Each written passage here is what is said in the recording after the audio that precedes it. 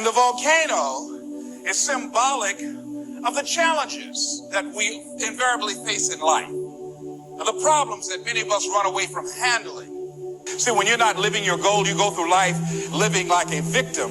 People can set you up for anything. They can run any kind of game on you and you go for it. I had a saying when I was in radio: stand up for what you believe in, because you can fall for anything. You have not structured your life so that it can have some meaning and value for you, that you'll be willing to throw your life away into anything. See, the volcano could be alcohol. It could be drugs.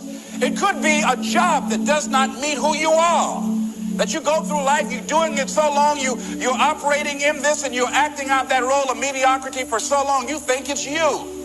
It could be a relationship that's no longer giving you what you want and creating dis-ease in your body. It could be any kind of circumstance. So here's what I think that we can begin to do to live our dreams, to begin to let life take on some new meaning for us, some new power and some new value, is to begin to look for the daisies in your life right now where you are. Regardless of what's happening to you, regardless of what's going on with you, begin to look for some beauty in it. Begin to look for some lessons that you can learn from where you are and what you're going through. That when you decide to take a leap and you handle the challenges that you're facing, read something about fear. That's one of the things that keeps us from beginning to live life.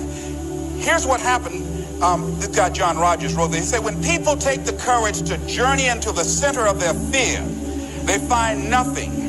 It is only many layers of fear being afraid of itself.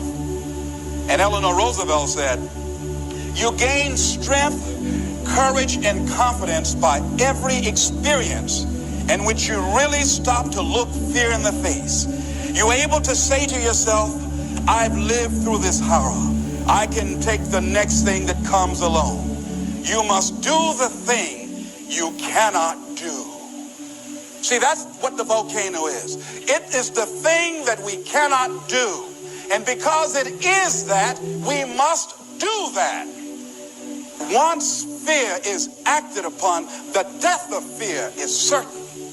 If you're going through a challenge, not that you've been laid off, but the universe has given you an opportunity to find your real true making on the planet, then use that time wisely.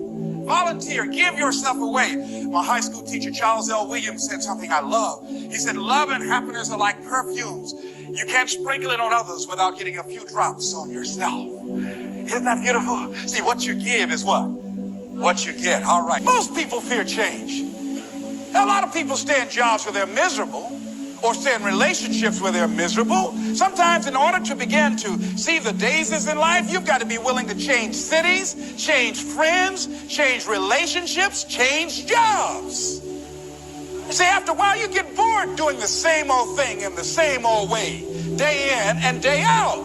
Human beings were designed to achieve. And when you're not on a path of developing your greatness and growing and being more productive and being more effective, then your life literally becomes depressing.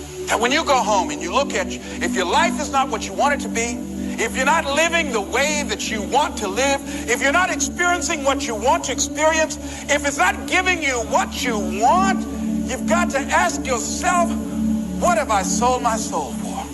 Many of us stay in jobs where it's no longer good for us to be there. But because we can't see ourselves having the capacity to do more and to achieve more, and can't see life after that job, we stay there as victims, volunteer victims. Because nobody's making us do it. We volunteer to be victims. We volunteer not to be in charge of our destiny. We volunteer. We willingly do it. If you're going to sell out, don't do it in a hurry. Do it slowly. Let somebody come and have to take it from you. Don't just give it up willingly. And that's what you had done. Many times when life calling on us to change and to grow and to expand, we said, no, I don't want to hear that. No. We resist that. So we can go back to that lifestyle of mediocrity. We resist that change, that growth. We go back so we can go back to sleep. Winston Churchill said the truth is incontrovertible. Malice may attack it, ignorance may deride it, but at the end, there it is. Carlyle said, truth crushed to earth shall rise again.